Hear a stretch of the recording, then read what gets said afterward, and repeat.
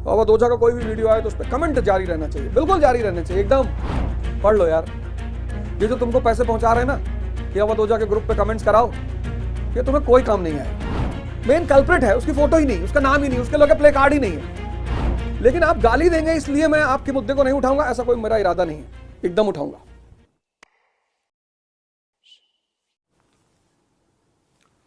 जय हिंद फ्रेंड्स। सबसे पहले इस हादसे में जो लोग मरे हैं उनको मैं एक विनम्र श्रद्धांजलि अर्पित करता हूं। जहां तक रहा सवाल इस मुद्दे पर लड़ने का, तो सबसे पहली बात यह है, आप जितने भी लोग इसे लड़ रहे हैं, एक इशू पर सेंटर्ड हो जाइए, अलग अलग इशू मत बनाइए। कोई कह रहा है रूम रेंट, कोई कह रहा है ब्रोकरशिप, मत करिए वैसा। आप एक रेगुलेटरी बॉडी की मांग करिए कि हमें गवर्नमेंट की तरफ से एक रेगुलेटरी बॉडी का चाहिए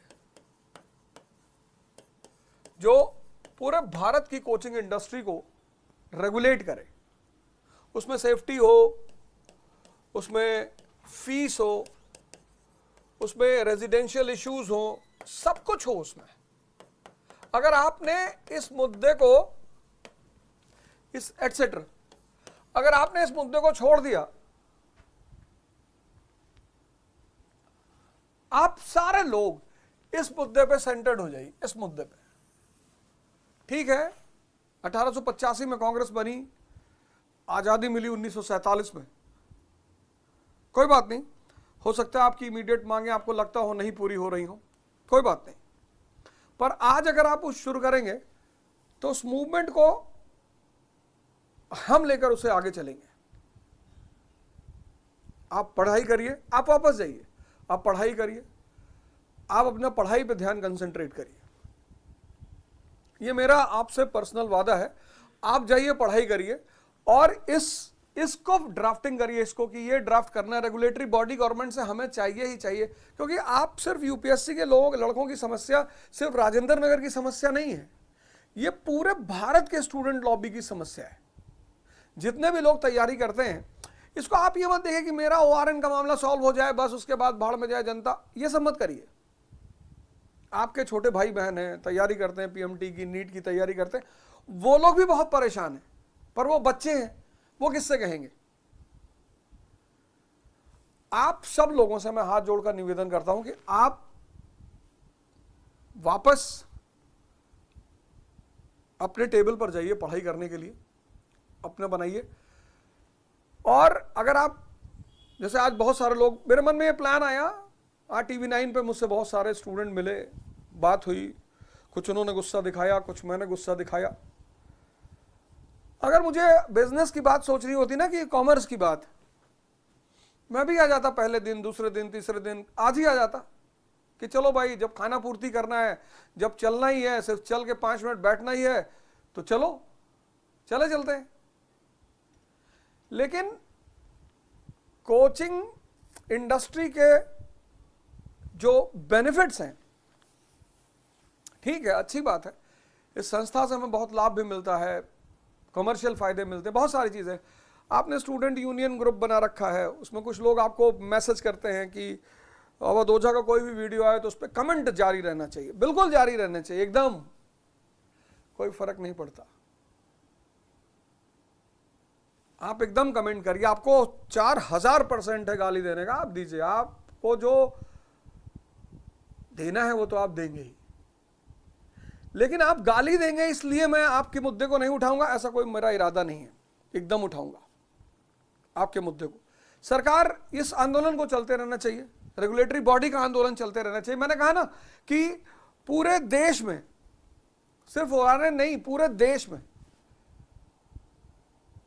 ये जो कॉम्पिटिटर लॉबी है वो बहुत परेशान है, इन सारे मुद्दों को लेकर परेशान है, सेफ्टी के मुद्दों को लेकर परेशान है। ठीक है, आपका ओआरएन का मुद्दा आज सॉल्व हो जाएगा, फिर इलाहाबाद, फिर भोपाल, फिर कानपुर, फिर पटना, फिर इंदौर, जयपुर, उनका क्या?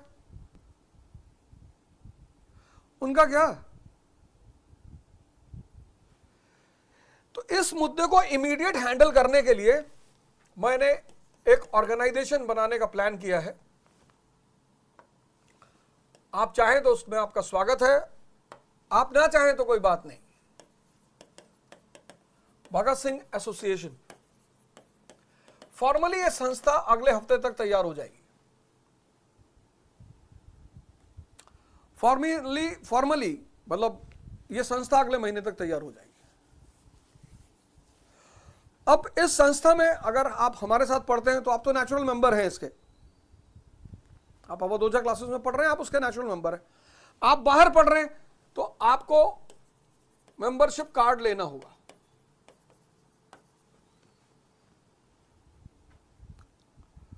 फिलहाल हम इसका प्रयोग दिल्ली में कर रहे हैं।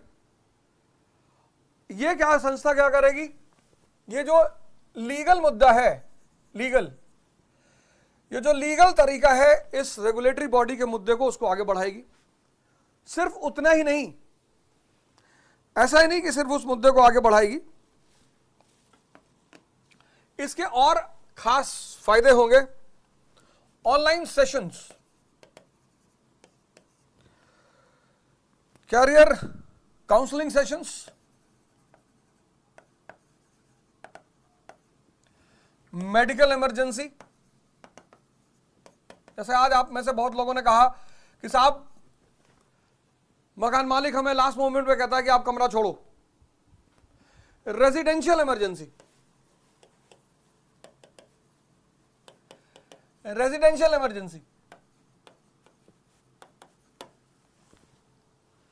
मेंटल हेल्थ, अनऑफिशियली ये सारे काम मैं करता ही रहा हूं। मैं किसी का नाम तो नहीं ले सकता, क्या जरूरत है उस नाम को लेने की, लेकिन ऐसे बहुत सारे लोग रहे हैं जिनके घरों में बड़ी बड़ी चुनौतियां रही हैं। मैं आपको एक बड़ा छोटा सा एग्जांपल देता हूं, बहुत छोटा सा एग्जांपल। हमारा एक कोलीग हुआ करते थे, मैं नाम तो उनका नहीं लूंगा, कोरोना टाइम में उनकी डेथ हो गई। आप आएंगे पर्सनली तो मैं आपको दिखाऊंगा, मिलाऊंगा, पर किसी का नाम मैं नहीं लूंगा। हमारे एक कोलीग की कोरोना में डेथ हो गई। उसके 2 बच्चे, एक बेटा एक बेटी, दोनों छोटे।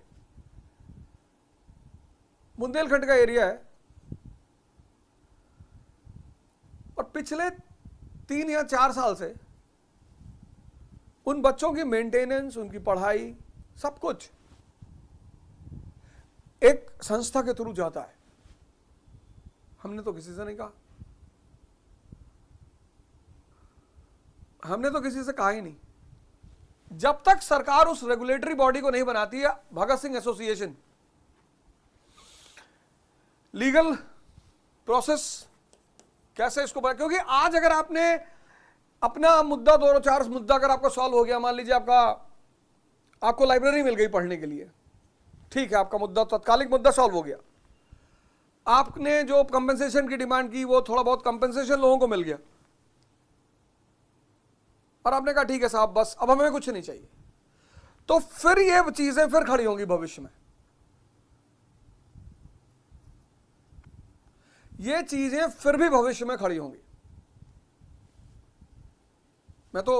मुझे कल बताया गया कि TV9 पे मुझे बताया, मेरा भाई ही वहां पे है, उसने कहा कि सब लड़के आ रहे हैं। मैंने कहा एकदम आ रहे हैं, आने दो, मैं भी आ रहा हूं। आ रहे हैं तो अच्छी बात है, मैं भी आ रहा हूं, आमने सामने बैठ के बात करेंगे। जहां तक रही बात की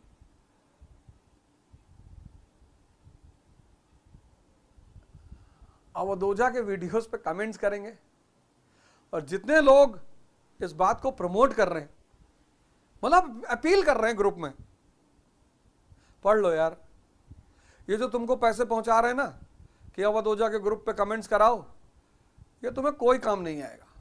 कराओ, तुम्हारी मर्जी है, कराओ, पर आएगा कोई नहीं काम।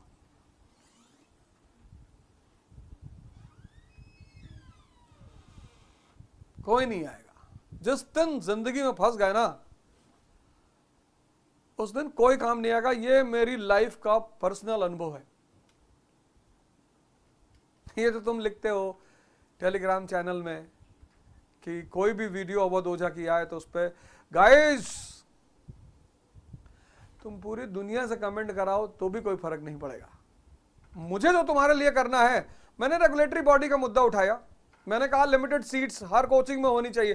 कितनी कोचिंगें तैयार होंगी जरा जाके पूछो उनसे, कितनी कोचिंगों की बेसमेंट अभी तक सील हुई? 2 4 10 खाना पूर्ति कर दी, सील हो गई, बस बात खत्म।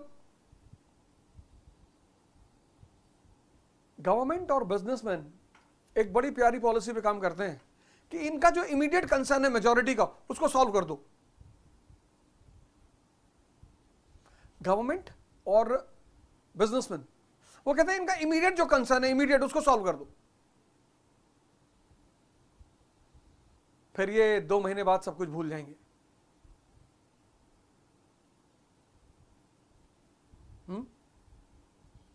ठीक है भाई, बंगाल पार्टीशन से दिक्कत है लोगों को, कैंसिल कर दो पार्टीशन। सूरत स्प्लिट तो हो ही चुका है, हम तो अपने मोड में कामयाब हो ही चुके हैं। तो मेरे कहने का मतलब सीधा ही है कि ठीक, अगर आपको इमीडिएट चीजें दूर करनी कि भैया हमारा मैटर दूर हो, बाद में जो लोग आएंगे वो देखें अपने से, हम नहीं जानते, फिर तो कोई बात नहीं, फिर तो कोई बात ही नहीं।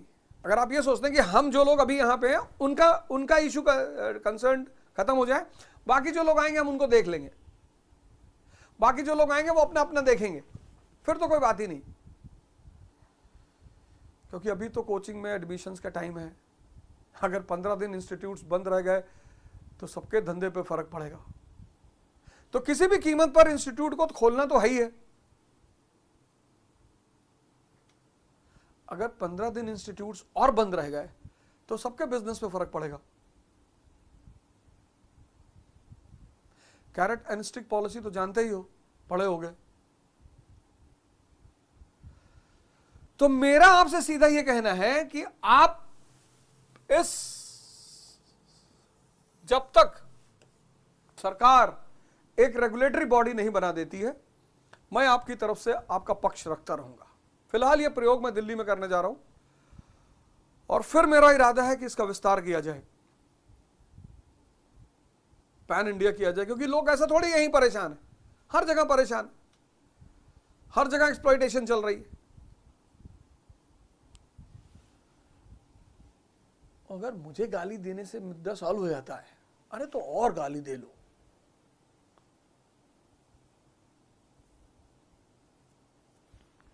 फिर तो और दे लो। पर आपके सामने ये एक ऑप्शन है, भगत सिंह एसोसिएशन। आप सब इनवाइटेड हैं, जिसको भी प्रॉब्लम है काउंसलिंग की, मेडिकल इमरजेंसी की, रेजिडेंशियल इमरजेंसी की, मेंटल हेल्थ की, जिसको भी इस तरह की प्रॉब्लम है, अगर आप इसके मेंबर हैं,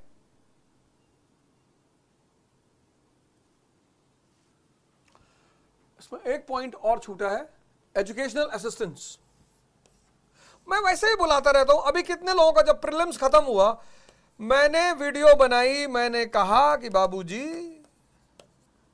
जिनका भी प्री नहीं हुआ है और वो परेशान है, कितने लड़के मुझसे मिलने आए, वो आके मुझसे मिल सकते हैं। और कितने सारे लोग मुझसे मिलने के लिए अवध ओझा क्लासेस में आए। आप सभी का स्वागत है इस नए ऑर्गेनाइजेशन में।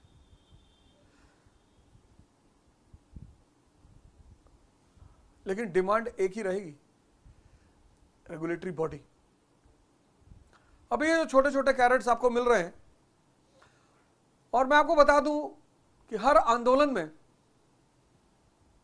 विपक्ष के लोग दल में रहते ही रहते हैं। बिजनेसमैन का काम क्या है? पैसा खिला दो, 50 लोग उसकी तरफ से बोलेंगे, आपको क्या पता चलेगा कि आपके साथ हैं कि नहीं है।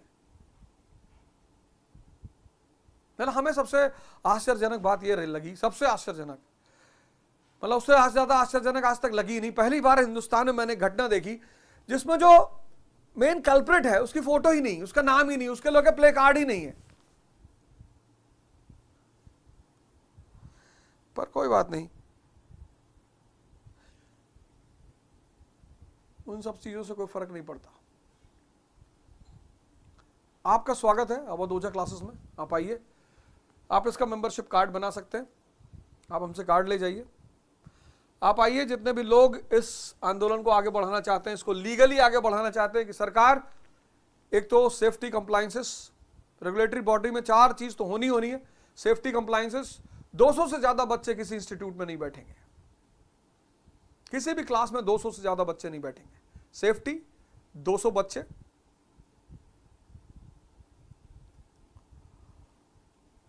Strong stringent laws, stringent laws. भाई मेट्रो में कोई क्यों नहीं थूकता? वही मेट्रो स्टेशन है, वही नई दिल्ली रेलवे स्टेशन है, पर मेट्रो में कोई नहीं थूकता। क्यों? स्ट्रिक्टनेस। वहां दिल्ली, नई दिल्ली रेलवे स्टेशन पे लिखा है आपकी रेलवे आपकी संपत्ति है, सब थूक रहे हैं। और एक सबसे बड़ी बात, और हर साल हर इंस्टीट्यूट को जो उसके क्लासरूम सिलेक्शन है उनकी लिस्ट जारी करनी होगी। आईजीपी नहीं, आईजीपी नहीं चाहिए, क्लासरूम सिलेक्शन। क्लासरूम, 50 बच्चे आपकी क्लास में पढ़ रहे थे, आपकी कोचिंग में 50 बच्चे पढ़ रहे थे, इस 50 में से जिन्होंने पूरे साल आपके साथ पढ़ाई की है, उनमें से कितने लोग सेलेक्ट हुए हैं? ये 4 स्पेसिफिक डिमांड रहेगी। सबसे पहली डिमांड रहेगी सेफ्टी कंप्लायंसेस। और आप लोग अब अगर किसी बेसमेंट में बैठ के पढ़े, सेफ्टी कंप्लायंसेस। दूसरा, लॉ, स्ट्रिंजेंट लॉज। तीसरा, limited number of students.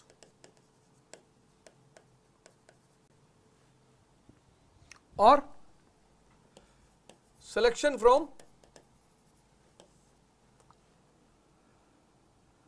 Regular course. जो आपका 1 साल का कोर्स होता, उसमें आपके कितने बच्चे सेलेक्ट हुए हैं, इसकी लिस्ट हर संस्थान को साल के एंड में जारी करनी होगी। ये आपके पक्ष में है, ये आपके पक्ष में है, ये सारी बातें आपके पक्ष में है। आपका भी भला होगा और आपकी आने वाली जनरेशन का भी भला होगा। आंदोलन अगर कर रहे हैं, शांतिपूर्ण करिए, बहुत शांतिपूर्ण, जो कि आप कर ही रहे हैं, एकदम शांतिपूर्ण।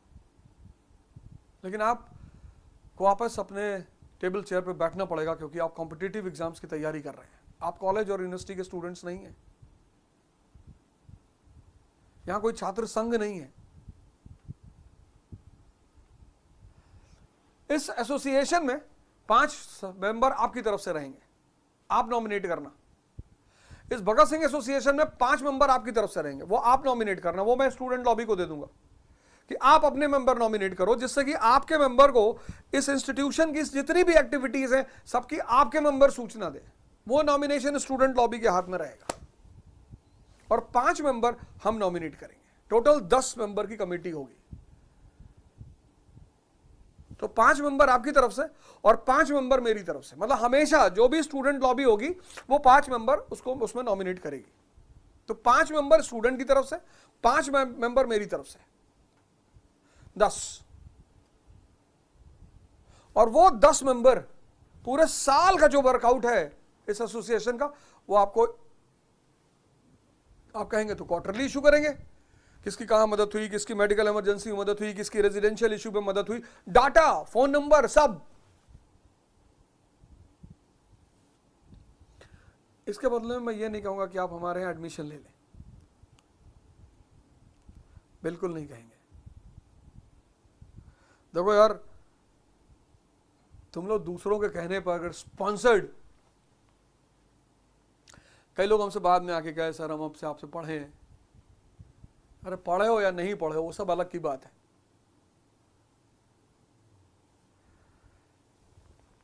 पर किसी दूसरे के पपेट मत बनना। ऐसा मुझे लगता है कि तुम सब लोग आईएएस की तैयारी करते हो, फ्यूचर ब्यूरोक्रेट बनने जा रहे हो, तो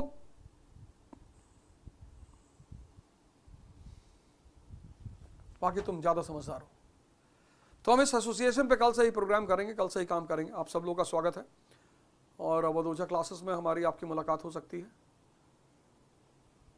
इसके लिए एक टीम मैंने गठित की है, वो आपको कल से ही मिलेगी वहां पे अवधूजा क्लासेस में। आप कल से ही चर्चा कर सकते हैं इस बात पे।